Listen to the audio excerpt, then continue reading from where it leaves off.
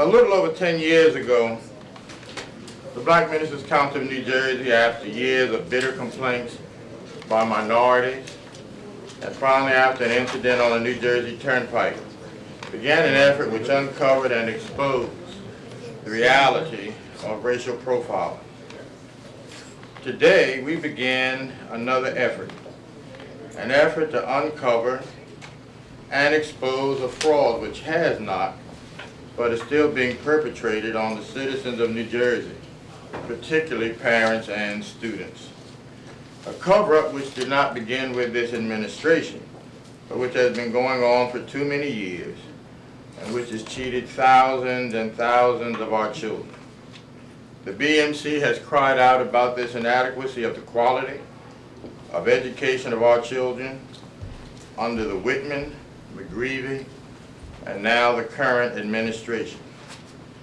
Our intent is not to indict, but to pull the cover off what is going on in our schools so that parents and citizens can see what is going on, to get a true picture of what is happening and to organize and rally to bring about change. On our televisions and our radios, we often see and hear commercials which boast of New Jersey's great schools and which brags that New Jersey has the highest graduation rate in the nation. We've come today to say that what you have heard and what you have seen is not so. Let's look at some facts. In order to graduate from the New Jersey public schools, children are supposed to pass the high school proficiency assessment. In the 11th and 12th grade, you get 3 chances to pass it. If you don't pass the HSPA, New Jersey has an alternative route to graduation called the SRA, the Special Review Assessment. The SRA is a dummied-down route to graduation.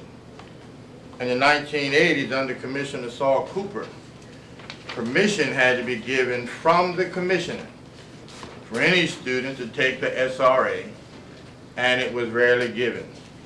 In 2008, between 11 and 13,000 students graduated by the SRA.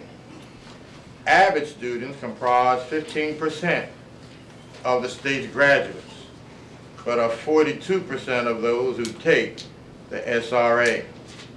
If you do not count students who graduated by the SRA, New Jersey drops from having the highest number of high school graduates in the nation to 24th in the nation. And yet, parents of students who graduate by the SRA are not notified. These parents assume their child graduated like any other student in the state. In 2006, I and others argued before the State Board of Education to do away with the SRA, and the State Board voted to do that. This year, Commissioner David went before the State Board of Education and asked them to rescind that decision. And the State Board did, but she also said that she would provide new requirements and new standards for students to take the SRA. Those new standards have not yet been given, and one former member of the State Board recently resigned in protest. Everyone passes the SRA. Again, it's a dummied-down route to graduation, oftentimes given by the same teachers who taught the students during the year. The cover-up. The SRA provides New Jersey with the means of masquerading the fact that many of its students have not mastered what is supposed to be taught. It provides New Jersey with the means to boast we have the highest graduation rate. Yet the reality is, while we have thousands of students marching across the platform to get a diploma, those students have not mastered what is supposed to be taught. I serve as the chairman of the board at Essex County College. New Jersey has a program called New Jersey Stars, which provides state-sponsored tuition to any of the state's community colleges for those students who finish in the top 15% of their graduating class. In Essex, in Mercer, Passaic, in Camden, in the urban counties of this state, 80% of the New Jersey Stars need remedial help. Statewide, 30% of the New Jersey Stars need remedial help. I ask you, how is New Jersey's great schools producing so many students, the stars who need remedial help? In addition to that, let's take a look at the HSPA, the High School Proficiency Assessment, which every student is supposed to pass in order to graduate from New Jersey's schools. First off, the HSPA is an 8th grade level test. And I want you to understand, this did not come from me.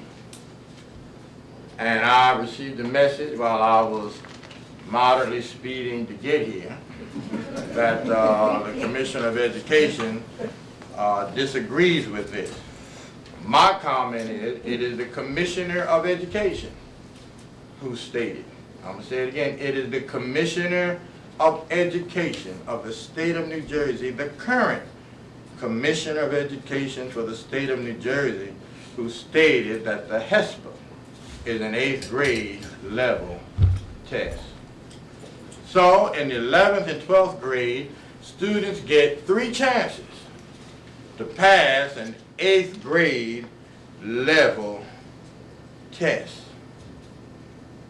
Now, what makes this even more problematic, in order to be considered proficient or to pass this 8th grade test in language arts, all you need to score is 47%.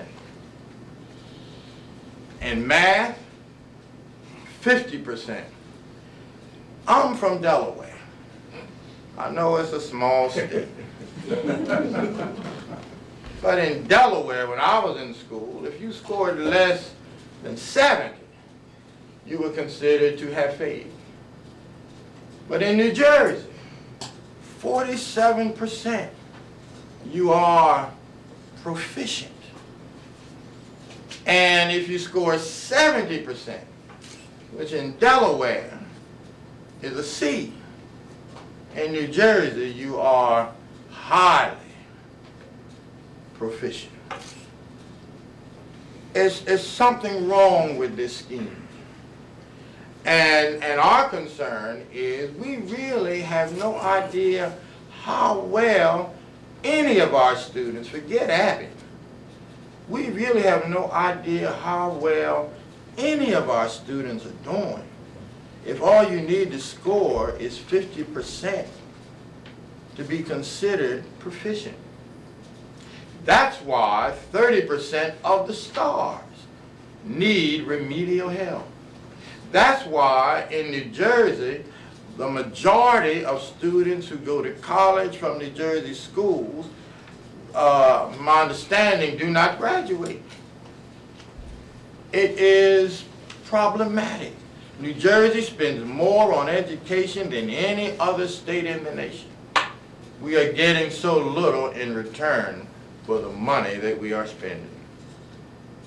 In addition, we hear the education establishment, particularly for those in Abbott districts, minority and low-income students, they claim that the problem is the students. They come from dysfunctional homes, they have a whole bunch of other problems, and it is difficult for them to learn. Let me state unequivocally that is absolutely bogus. The problem is not the students, the problem is instruction. Now let me say this again about New Jersey's great schools. New Jersey says that 99% of its teachers are highly qualified. Let me state it again, 99% of its teachers are highly qualified. Yet in 2007, 42% of the new teachers could not pass the state praxis, which is the examination for teachers in New Jersey. How can 99% be highly qualified and 42% of the new teachers can't pass the test? Again, I'm from Delaware. But if you don't pass a test, how can you be highly qualified? How can you teach kids what you yourself cannot pass? The problem is not the children, the problem is instruction.